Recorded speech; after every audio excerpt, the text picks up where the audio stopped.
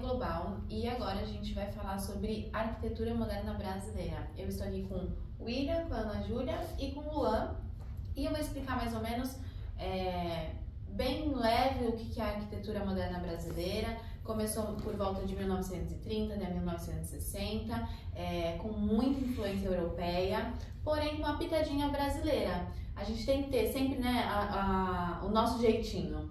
E naquela época se usavam muitos materiais encontrados aqui no Brasil.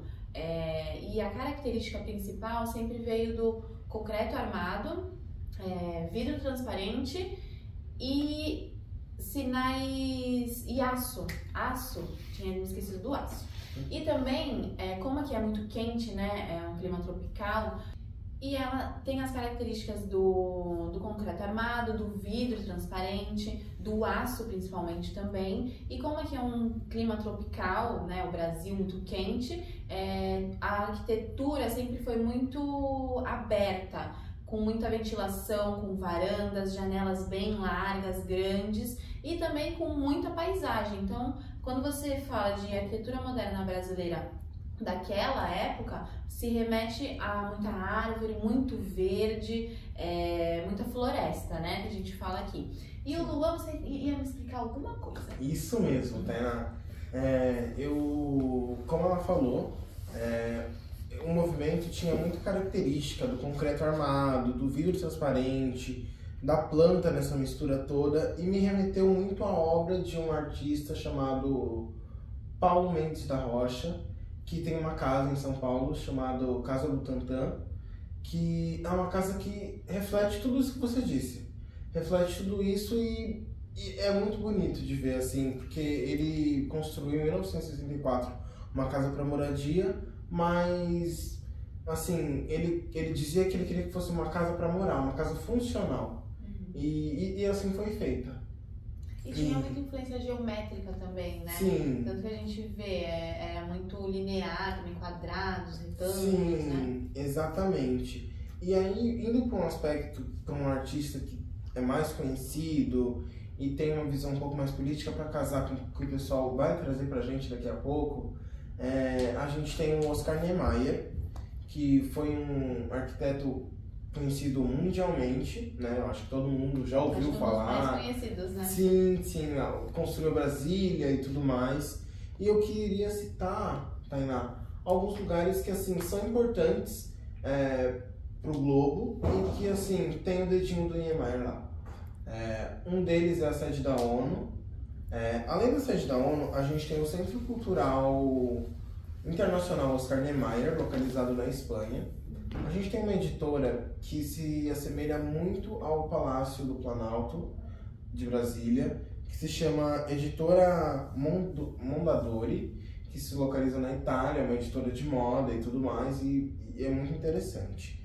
E a gente tem, para finalizar, o Congresso do Partido Comunista Francês, que ele recebeu eles tinham um certo contato e tinham alguns ideais parecidos, e numa dessas conversas surgiu o convite para ele construir, né, o congresso, ele aceitou e aí foi feito. E aí agora eu acho que a Ana Júlia tinha alguma coisa para dizer. Sim, você falou do Niemeyer. Uma coisa que mudou muito foi o conjunto arquitetônico da Pampulha, que quando ele veio, ele chamou muita atenção no cenário internacional. E o Brasil, Oscar Niemeyer e outros arquitetos modernistas, eles começaram a ficar muito conhecidos no cenário internacional. E isso foi convertido como uma forma de integração entre os países da América Latina. E com essa conexão com os países da América Latina, ele se tornou muito influente com a arquitetura pelos seus monumentos. Isso se tornou um movimento de soft power, porque conquistou muito o respeito de outros países da América Latina, porque era, além de algo bonito e que funcionava, era algo que funcionava aqui na América Latina, era diferente do que estava na Europa. A circulação das ideias profissionais entre o Brasil e outros países se tornou é uma expressão compartilhada de progresso e inovação. E eu acho que o ápice... Eu acho não.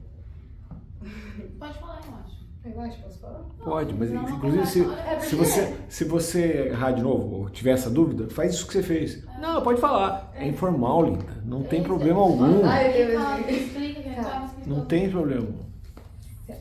E ainda mais o ápice dessa inovação e progresso foi a construção de Brasília, que foi muito audaciosa quando veio e veio numa coisa muito diferente do que já existia, tanto politicamente quanto arquitetonicamente.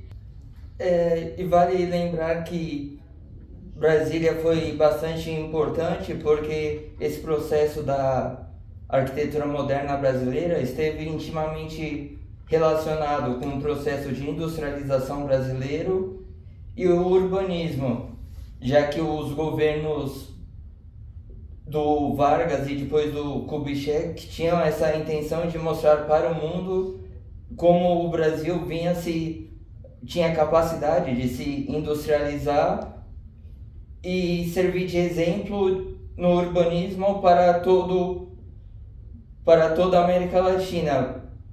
Nesse mesmo período teve arquitetos de outros... É diferente, né? Porque nem todo mundo sabe dessas coisas, né? Essas informações. É bom a gente pesquisar, porque quem imagina que a arquitetura vai ser ligada à política, ao internacional também, né? Sim, nesse período teve também, principalmente no México, na Argentina, no Chile, outros países que também vinham buscando se industrializar, e esse foi um dos objetivos do pós-Segunda Guerra Mundial, do Vargas e depois com o Kubitschek, para servir de exemplo e tornar o Brasil um símbolo de urbanismo e arquitetura moderna. Nossa, muito interessante. Essa parte é que eu mais achei diferente, assim, né? Buscando, a gente aprendendo sobre isso. E são coisas que são tão acessíveis, né? Exatamente, é uma coisa tão simples, né? Quem vai imaginar que arquitetura, urbanismo, né? E tudo mais vai fazer tão bem a parte, né, do Brasil, a história do Brasil. E chegamos na parte final do nosso programa. Nós deixaremos na descrição todos os links que tiver. A gente vai colocar também alguns links, né, para vocês verem algumas obras, algumas referências e tudo que a gente falou aqui. Muito obrigada. Tchau, pessoal.